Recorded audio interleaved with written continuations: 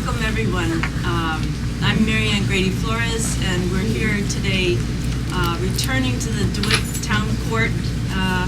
And among us, this is some of the 38 people that had gone to Hancock Air Base, where the drones are being piloted. And so we have folks here that are going to be appearing in front of the judge for sentencing, and I'll let you folks speak on your own behalves. Thank you. Thanks, Marianne. My name is Ann Wright. I'm a retired U.S. Army colonel. I was in the U.S. military for 29 years. I was also a U.S. diplomat. I helped reopen the embassy in Kabul, Afghanistan in December of 2001, and then resigned in opposition to the war in Iraq in 2003. I've been to Afghanistan twice since I was there in 2001. I am here to be sentenced for peaceful nonviolent protest of U.S. military machinery and operations that I think are violations of international law. The sentence that those of us today that we will receive, and that the sentences that those who have already received are nothing compared to the death sentences that these drones are giving to the people of Afghanistan, Pakistan, Yemen, Somalia, and I've just come from the state of Missouri, where I was on an 8-day speaking tour, because in Missouri they also have an air base where they're flying drones. And all over America, American citizens are saying no to these drones, and the sentence today is something that I'm very proud of. I will certainly be joining many other people many other times until we get the drones ended. Thank you. Thank you, Ann. Thank you.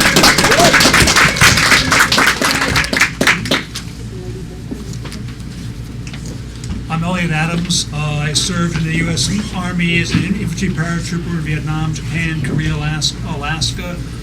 Subsequent to that, I spent about 15 years in local elected public office. I'm proud to be here with the folks from Hancock 38. This is an important issue. As Ann so well pointed out, any sentence we have is minuscule compared to the price that people are paying for these drones. You know, the drone is a bad weapon. In asymmetrical war, the goal is to win hearts and minds. Drones lose hearts, lose minds, and lose wars. Drones are effective for one thing. They're effective for assassinations. Assassinations are illegal in the United States and internationally. Drones also have the highest civilian kill ratio of almost any weapon in the U.S. arsenal. Killing civilians is a violation of international law as well as moral principles, as well as a violation of the just war theory. The drones should be made illegal. They're a terrible weapon. And here in Syracuse, the drones make you a target. They put a bullseye on Syracuse, because Syracuse is actively involved in the wars in Afghanistan and elsewhere. In addition to which, they are planning to fly drones in your airspace. We know of 78 crashes of drones. Drones are not a safe thing to have flying in your airspace. You shouldn't want them here. And now they want to even have them flying in amongst the civilian aircraft. And this is just a really crazy idea. In addition to these, drones are a very expensive weapon. Their armament is the Hellfire missile. Every single time they push the trigger on a drone, $68,000 goes up literally in smoke. That's not a good use of our funds. In some of these assassinations, they say they've done 10 attacks. In some of these assassinations, they've done 10 attacks. That's $680,000. Let's just be realistic about this. Give me a false passport and $320,000. I'll go do the job for you. It's a bad choice. And it brings to mind, to me, Eisenhower. Do you remember when Eisenhower said, every rifle built, every warship launched, every missile fired is, in the final analysis, a theft from those who are hungry and are not fed, from those who are cold and are not clothed. This world at war is not spending money alone, is spending the sweat of its laborers, the genius of its scientists, and the future of its children. Under the dark cloud of war, it is humanity hanging on a cross of iron. That was General Eisenhower. So finally, we should make Syracuse safe, get rid of the drones. We should make the drones illegal, and we should, of course, end war. Thanks.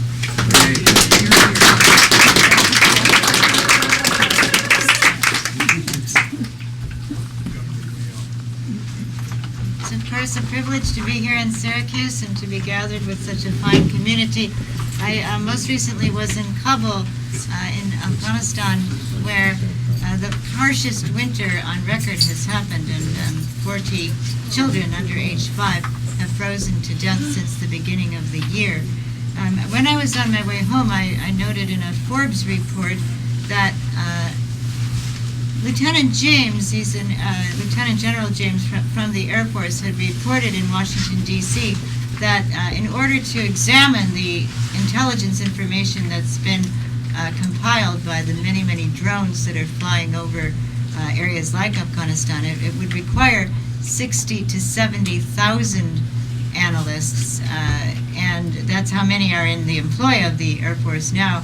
And the RAND Corporation said that actually you need 100,000 analysts to be able to sift through all the material, pour through all of the surveillance information that's acquired by the drones in order to better understand patterns of life in Afghanistan. And I'm a bit astonished by that, because I think the patterns of life in Afghanistan that we need so much to understand are those patterns of life as experienced by, for instance, Fazila. She's 25 years old. Her child is 5 years old. She married 6 years ago. Her husband was sitting in a garden with 4 of his friends, and somehow they were identified as insurgents. The people in the village and in their communal relations were utterly baffled by how they ever were identified as such, but a drone missile flew over the garden and killed all of them. And Fazila has told me what it's been like for her to try to raise her son without a breadwinner, to live destitute and dependent on her husband's family. And these are the patterns of life that are happening as 400 people every day are displaced in Afghanistan because of our wars. These are the patterns we need to understand for our security. And as the United States military becomes more roboticized, and as there's more emphasis on the Joint Special Operations Forces, which engage in activities that are despised all across Afghanistan, death squads and assassinations and night raids, that coupled with what many people believe to be a very cowardly exercise by the United States in flying the unmanned aerial vehicles over their homes and over their lands, is not increasing security for anyone here in Syracuse, or I believe across the United States, because not only are we accelerating our own financial decline, we are also earning opprobrium and hatred in places all across the world and in Afghanistan. Nevertheless, I was welcomed warmly and with great friendship by a group of youngsters in Afghanistan who have, in a phone call just last night, spent several very precious, about close to an hour really, letting us know what message they would like us to bring to the judge. And basically they want the judge to know that they are human beings too, and that they want to live without wars.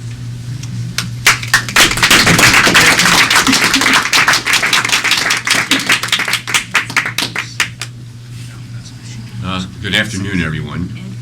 It's an honor to be here. My piece on this panel is to explain why. And also Kathy did. This is Kathy Kelly. Ann Wright. Elliot Adams. And my name is Ed Canan. I'm a local Syracuse person, born and raised here. So my piece is just to explain why many of us among the Hancock 38 have chosen not to pay our fines to the DeWitt Town Court, but rather to redirect our fines to young activists in Afghanistan who are working for peace. So let me proceed with that. If I have the opportunity today, I'll address the judge with a statement. I'll try to cut it a little bit shorter, though. I, like Kathy and the others, have spent time in Afghanistan. I was there for a month this past summer, and I learned there that Afghans' life expectancy for women is 44 years. I also learned that 1 in 5 Afghan children die before the age of 5.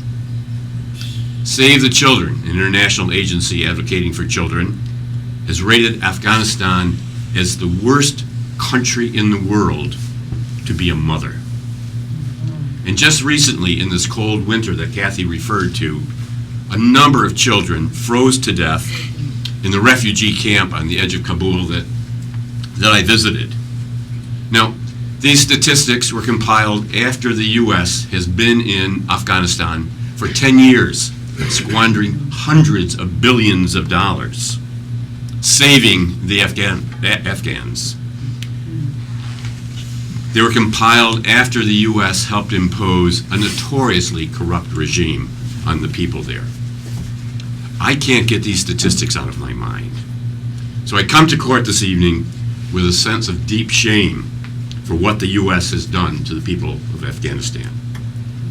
I come believing it would be a travesty to pay $375 to a court system that considers my orderly, peaceful, nonviolent, non-murderous, my legal actions at Hancock Air Base, considers that they merited punishment. Let me be clear. Last April 22nd, I did not engage in civil disobedience. With my co-defendants, I sought to deliver a citizen's indictment to the base. That indictment pointed out that the piloting of MQ-9 hunter-killer Reaper drones from Hancock is a war crime and a crime against humanity. In seeking to deliver that indictment, we were exercising our First Amendment rights, not only of free speech, free assembly, but our right to petition our government for redress of grievances. On April 22nd, we were not breaking the law. We were not defying the law. We were seeking to publicize a crime and enforce law. We acted as the Nuremberg principles authorized citizens to act in the face of their government's lawlessness. As former U.S. Attorney General Ramsey Clark testified in this court, we acted within our rights under international law, the highest law of our land. If we were engaged in classic civil disobedience, some, like Mohandas Gandhi, might well suggest that we defendants should endure the harshest of penalties. Believe me, I have no problem with enduring the harshest of penalties, but I insist they be linked to justice. I insist they not appear to endorse a regime of war crime. Please don't misunderstand and think that I and my colleagues are avoiding or rationalizing paying our fine. In fact, we have paid, most of us have paid our $375 fine, but we've redirected it to an entity much more appropriate than the Town Court of DeWitt. In January, I sent my $375, as has others, to the Chicago office of Voices for Creative Nonviolence, with the idea that they would relay the money to peace workers in Afghanistan. This it has done. Earlier this month, Kathy Kelly, my fellow defendant and Voices co-coordinator, personally delivered our redirected fines to young peace activists in Afghanistan. Thank you.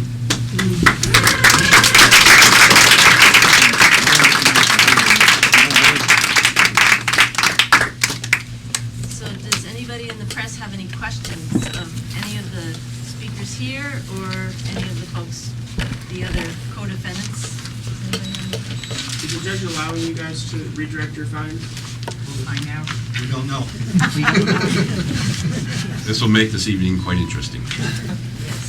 Yes. It's interesting. I'm from Ithaca, New York, and I was talking with one of the folks from there, and they took out their little calculator, and we figured out how much the town of DeWitt would be accruing if we all paid the fine, and it would have been about $10,000. So as you see from the check here, $5,300 will not be going into the coffers of DeWitt. And I feel really strongly that, as Ramsey Clark had stated, that, and as the UN rapporteur has said, these drones are illegal. Extrajudicial killings is illegal. And so if we're here to uphold a law, I feel that the judge misread justice and incorrectly found us guilty. And so I refuse to participate in supporting that, this kind of a court that's handing out that kind of a judgment. And so my money's is also going. And so we'll see whether the judge, what the consequences are. This $5,300, where did that certain number of people, has anybody paid the fine to the court, or how does that work out? There were at least 11 people who we redirected our money that constituted that $5,300. I think there may have been more than 11. There are other people who did pay the court. Yeah. There are some that were not in a position to be able to face jail time. Yeah, everybody had to make their own decision, which everybody respects, but a number of us gathered our money together to do How did you this. come up with $5,300? By adding it all together. Yeah. There were people paying $375? Yes. So 5,300 divided by 375 or something. Yes. Right, plus 50, an extra 50 from the last. There's a couple of other wrinkles here. One is that some of us aren't paying anything. That's right.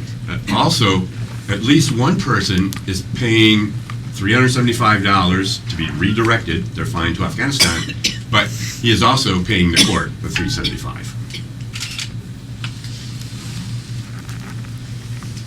But we want to pay to the people who have really suffered from the illegal actions of our government, and that's why we redirected our funds.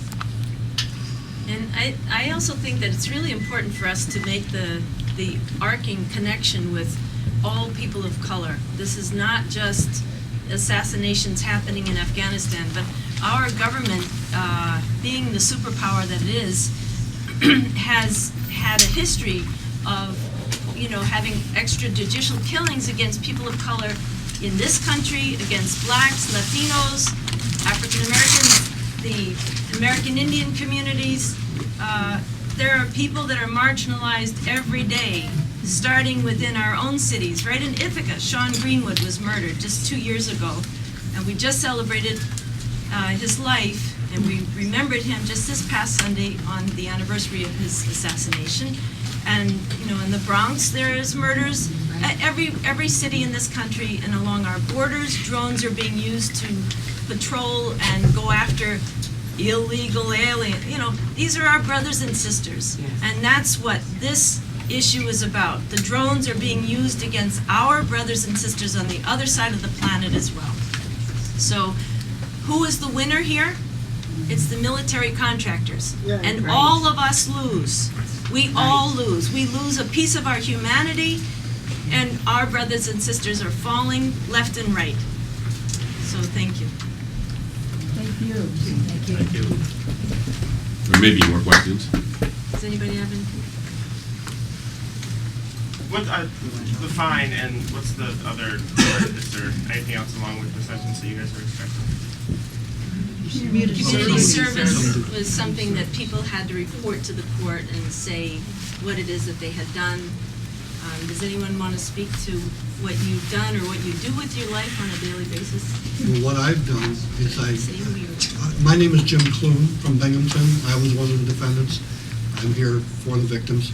I had taken a group of 12 people to a witness against torture demonstration in Washington, D.C. on January 11th, where a number of people, not including myself, were arrested for resistance in Washington. But the point was that was an educational aspect of Broome County Peace Action, and Broome County Peace Action has endorsed that doing that as alternative service. I know some others who have done other acts of alternative service who will be addressing that to the judge. I can't speak for anybody in particular, but the point is that we do community service all the time. This action was an action of community service. Here, here.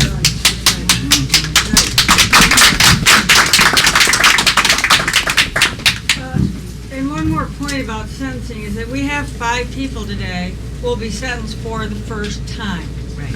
And those people, we do not know what their sentences will be, but if it's similar to the last time we came to court for sentencing, then there'll be a mixture of jail time and fines and community service given out in varying degrees, because although our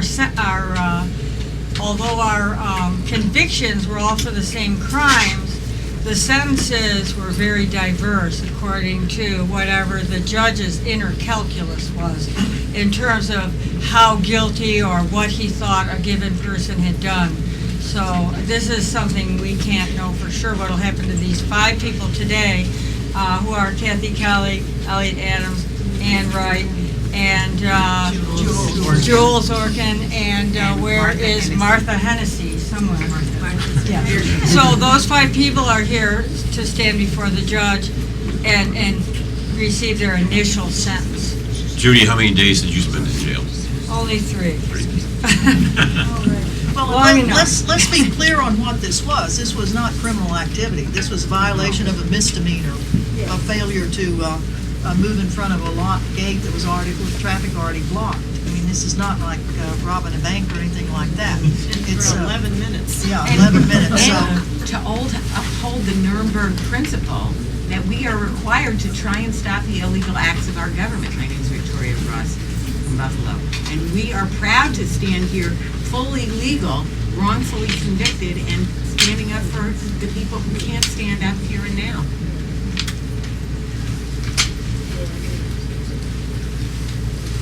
For any of you in the press, if you didn't get a press packet, We have more. yeah, we have some. All right, Are there any? anybody have any other questions? Any sense of any problem in being for the judge for the community service, or what's up? We'll find out.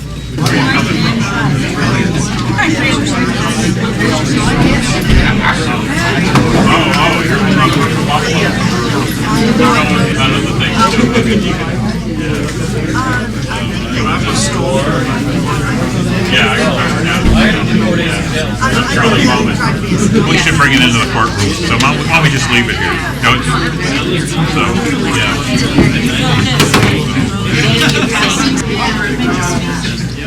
It was created for the walk to Hancock. Thank you.